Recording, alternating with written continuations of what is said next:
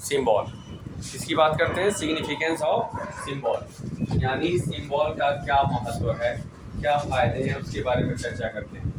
Symbol represent the name of the element. अगर H लिखते हैं तो हम ये जान जाते हैं for hydrogen, H for helium है। एक चीज़ और आप लोगों को बता देता हूँ, 1 से 30 तक जो पीरियोडिक टेबल में है उसका नेम, साथ में उसका एटॉमिक नंबर और एटॉमिक मास याद करना होगा। 1 से 30 तक याद कर लेंगे तो 9 के साथ 10th भी निकल जाएगा। क्लियर, ये चाहिए। चलिए बात करते हैं, symbols represent the one atom of an element. Element में अगर सिंबल्स अगर H लिखा हुआ है उसका मतलब है कि एक एटम है हाइड्रोजन का। H2 लिखा है इसका मतलब हाइड्रोजन का 2 एटम। यहाँ पे क्या लिखा हमने, H2O, इसका मतलब हुआ हाइड्रोजन का 2 एटम और ऑक्सीजन का 1 एटम। क्लियर, एटम का मतलब परमाणु, ठीक है।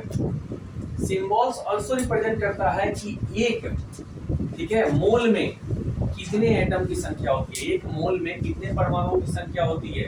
तो ध्यान से देखिए कितने होती है, कितना होता है 6.022, कहीं पे 023 भी लिखा रहता है, इंटू 10 का पावर 23 एटम्स यानी परमाणु होते हैं एक मोल में। कितने में, एक मोल में। और एक खास नंबर है जिसको किसने दिया था, एक साइंटिस्ट थे, उनका नाम था एवोगाड्रो। क्या नाम था, एवोगाड्रो। बताया जाएगा आपको इत्मीनान, ठीक है। तो एवोगाड्रो नामक एक साइंटिस्ट ने क्या दिया था, इस नंबर को निकाला था और इसीलिए इस नंबर को एवोगाड्रो नंबर भी कहते हैं। कई बार कॉम्पिटिटिव वगैरह में आता है कि एवोगाड्रो नंबर क्या होता है, और नीचे 4 ऑप्शन दे देंगे, ठीक है। एक्चुअली मोल तो यहाँ आ गया, मोल कॉन्सेप्ट अलग पढ़ना है। मोल क्या होता है ना, एटॉमिक नंबर एटॉमिक मास के बीच का रिलेशन होता है।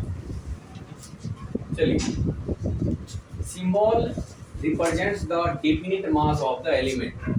ये मास ऑफ द एलिमेंट को भी रिप्रेजेंट करते हैं। जैसे मैंने बोला H2O, हाइड्रोजन का कितना होता है एटॉमिक मास, 1 होता है, 1, 2 है तो मल्टीप्लाई 2, मतलब ऑक्सीजन कितना होता है 16, कितना हो गया 2 प्लस 16 कितना हो गया 18। तो H2O से पता चल गया ना कि इसका 18 AMU मास होता है या U होता है, ठीक है।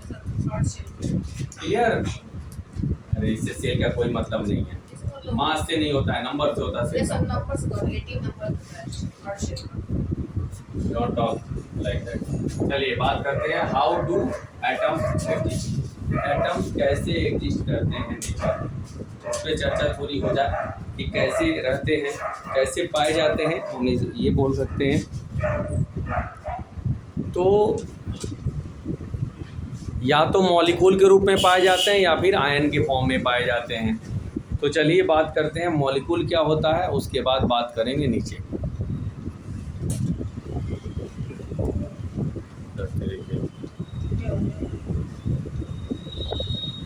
चलिए, when 2 or more atoms chemically bonded together is called molecules।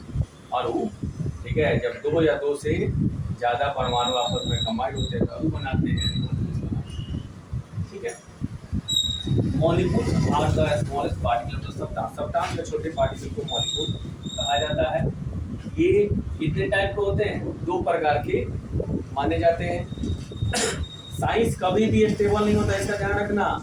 आज ये पढ़ रहे हैं, 2 साल बाद 3 साल बाद पता नहीं वो उसके बाद थ्योरी चेंज हो जाए। Science can not be stable, ध्यान रखना। मॉलिक्यूल्स ऑफ एलिमेंट और दूसरा होता है मॉलिक्यूल्स ऑफ कंपाउंड। अब देखिए मॉलिक्यूल्स ऑफ एलिमेंट क्या होता है, जब when 2 or more similar atoms chemically combined together is called molecules of element।